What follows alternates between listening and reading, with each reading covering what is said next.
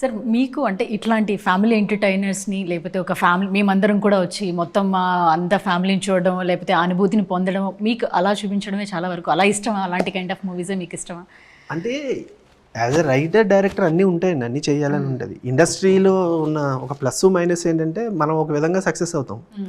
Success అయినప్పుడు మనకు ఒక బ్రాండ్ వేస్తారు, ఇది బాగా తీస్తాడు అని. నేను రైటర్గా ఉన్నప్పుడు ఈవి గారి దగ్గర కామెడీ తొట్టి గ్యాంగ్ కబడ్డీ చేశాక సతీష్ కామెడీ రాస్తాడే, నువ్వు ఓన్లీ కామెడీ రైటర్స్ అన్నారు. శతమానుభూతి తీసాక ఏంటి కామెడీ రాసా నువ్వు శతమానుభూతి తీసావా అన్నారు. శతమానుభూతి తర్వాత ఫ్యామిలీ అన్నారు. సో ఇప్పుడు రేపొద్దున ఒక కమర్షియల్ సినిమా చేశాను అనుకోండి, ఓకే మళ్ళీ కమర్షియల్ వైపు షిఫ్ట్ అవుతాయి. బట్ కానీ బేసిక్గా మీరు అడిగిన దాంట్లో నాకు ఇష్టమా అంటే ఇష్టమండి.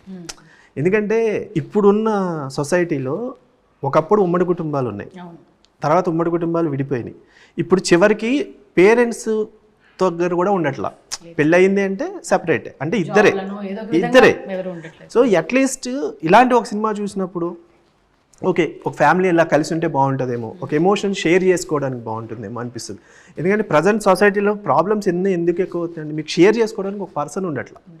మీరు ఇంటికి వచ్చేసరికి ఒక మదరు, ఒక అత్తయ్యో, పెద్దమ్మో, నాన్నమ్మ ఎవరో ఉంటే ఆ ప్రాబ్లం ఇంతకుముందు చెప్పుకునేవారు.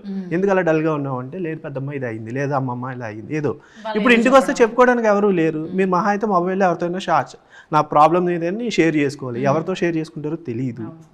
సో అట్లీస్ట్ 2.5 hours నా సినిమాకి వచ్చిన వాళ్ళందరూ ఆ ఫ్యామిలీ, ఆ ఎమోషన్స్ చూసి చిన్న హ్యాపీగా ఫీల్ అవ్వాలి అనేది ఒక నాకున్న స్వార్థం.